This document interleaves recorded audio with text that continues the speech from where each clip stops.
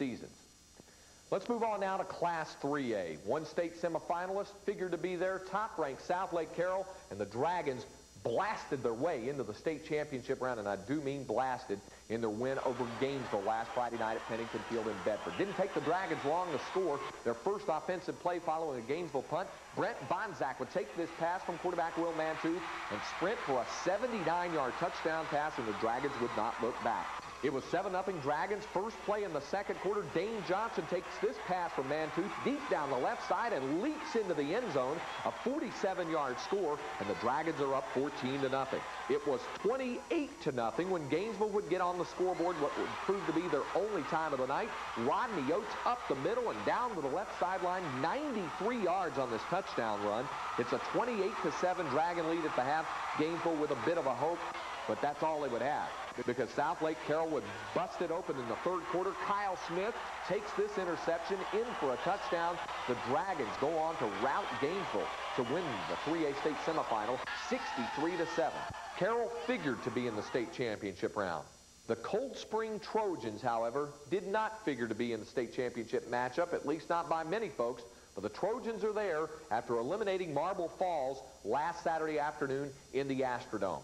In the first quarter, the Trojans get on the scoreboard first. Quarterback Arthur Reese gives to his tailback Ray Fisher, who starts around the right end, then breaking back left. He breaks several tackles to score from 24 yards out. The extra point try was no good, but it was 6-0 Trojans. In the second quarter, Marble Falls quarterback Blaine Klett will pitch out to his tailback Sean Alexander. He races around the left end untouched. It's a 4-yard run. The extra point puts the Mustangs on top 7-6.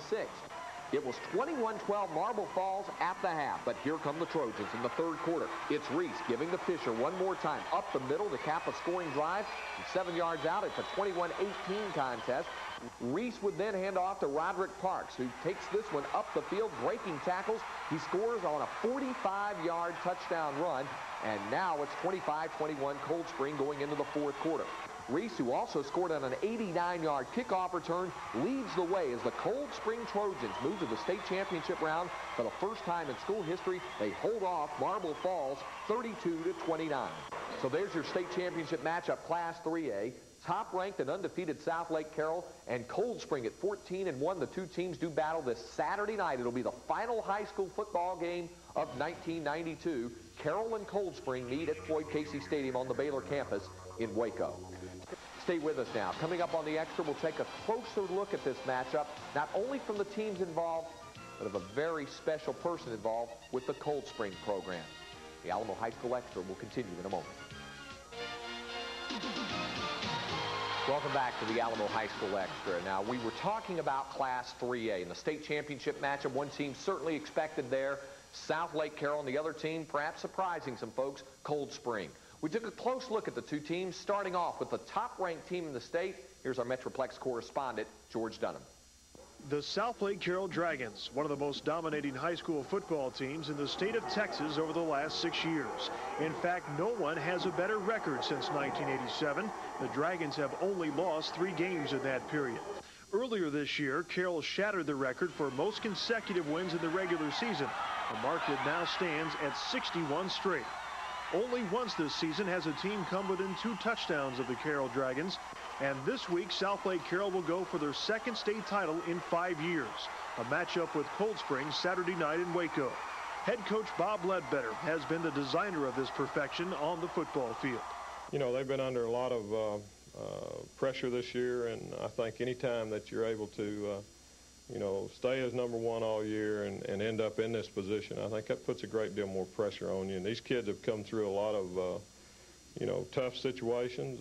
They've been able to come through all that hype over that streak, and then they were able to come through the Gainesville the second time around, which is tough. And they've been able to focus real well all year, and I've been real proud of these kids and the way they have approached everything mentally.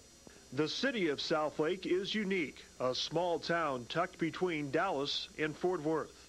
Oh, well, you know everybody. I mean, it's a small little town, but it's great. I like it, and everybody around here is real nice, and, you know, you're about friends with everybody. The Dragons have set a new Texas high school football playoff record by scoring 277 points in the postseason, but the Dragons are not overconfident, knowing that Coldspring might be the toughest challenge yet. This year, Carroll High School moved to its new location here just off of Farm Road 1709 in Southlake. And by the end of the week, the Dragons hope to add a new trophy to that new trophy case. For the Alamo High School Extra, I'm George Dunham. Thanks very much, George. And like most folks have said, Southlake Carroll was supposed to be in the Class 3A state championship round, and after their blowouts of Alpine in the quarterfinals and Gainesville last Friday night in the state semifinals, some folks have said whoever faces Carroll in the state championship round would probably need some divine intervention to have a chance to win the state championship. Well, I'm not that sure that Coldspring might not be getting some help from somewhere else, as we took a close look at what's gone on down in San Jacinto County. Man, Coach Pete told me, he meant a lot to everybody in Coldspring. He's something like a father, me and my brother. We have rides and stuff. He come pick us up and help us out and things. And he really showed us what life through football. He really showed us what life all about through football. Ed Pivito was a man who helped make the Coldspring Trojans a state power in Class 3A. Coach Pivito was loved by his players, loved by many of the folks down in San Jacinto County, in the county seat of Coldspring, and certainly, of course, loved by his wife Janice and his family, which included 7 children. You would have had to have known my husband to appreciate the charisma and the power he exuded. And that came from the fact that anybody he cared about wholeheartedly. There was no halfway emotion in my husband. He either did or he didn't. And these kids came to accept that as absolute, that he loved them absolutely and completely. When they screw up, he loved them and chastised them. When they did good, he loved them and patted them on the back. Ed Pivito had a heart condition that was a risk going into the 1992 season. Doctors warned him it might be fatal if he continued to coach, but Pivito accepted the risk and paid the price. On September 21st, just past 3 weeks into the season, Coach Pivito died of a heart attack, leaving the folks and the players of Coldspring crushed. Do right mean, Coach Pivito used to tell us do right mean, not only do right on the football field, but do right in classroom and at home, out in the world. He said when you grow up, you're going to need to do right, and that's what he told us, and that's what he taught us, to do right. Regardless of what happens, this football season is my husband's. These kids are doing this because they're winners and they're champions, and they learn to believe in themselves enough to do this because of what my husband taught them.